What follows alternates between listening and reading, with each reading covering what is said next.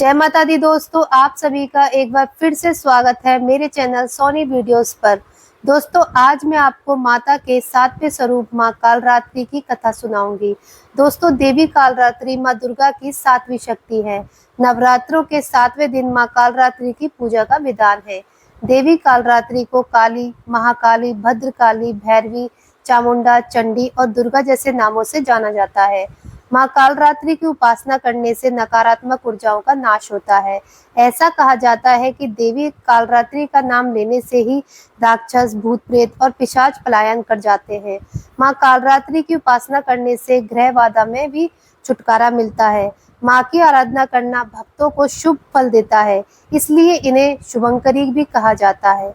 माँ कालरात्रि माँ दुर्गा के 9वें रूप में से 7वीं शक्ति है।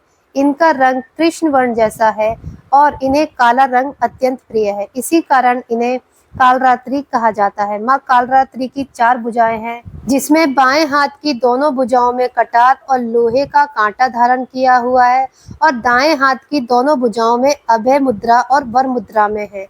पौराणिक कथा के अनुसार दैत्य शुंभ, निशुंभ और रक्तबीज ने तीनों लोगों पर अपना आतंक मचाना शुरू कर दिया, तो देवतागण उनसे परेशान हो गए और भगवान शंकर के पास मदद के लिए पहुंचे।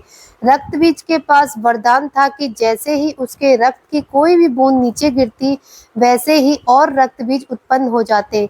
उससे परेशान होकर सभी देवतागण भगवान शंकर के पास गए। भगवान शंकर ने देवी पार्वती से राक्षसों का वध करने के लिए कहा और अपने भक्तों की रक्षा करने को कहा। भगवान शंकर का आदेश पाकर देवी पार्वती ने दुर्गा का रूप धारण कर लिया और शुंभ निशुंभ का वध कर दिया। लेकिन जैसे ही माँ दुर्गा ने रक्त बीज को मारा, उसके शरीर से निकले रक्त की बूंदों से लाखों रक्त बीज उत्पन्न हो गए। तब माँ दुर्गा ने माँ कालरात्रि का रूप ले लिया और माँ कालरात्रि ने इसके बाद रक्त बीज का वध कर दिया और उसके शरीर से निकले रक्त को अपने मुख में भर लिया। माँ कालरात्रि की पूजा रात्रि में करने का विधान है। तांत्रिक अपनी मंत्र साधना के लिए इस दिन का पूरे वर्ष इंतजार करते हैं। मान्यता है कि इस दिन मंत्र सिद्ध होते हैं। नवरात्रि के 7वें दिन सुबह उठकर स्नान आदि से निवृत्त होकर इसके बाद माँ कालरात्रि का ध्यान करें और व्रत करने का संकल्प लें।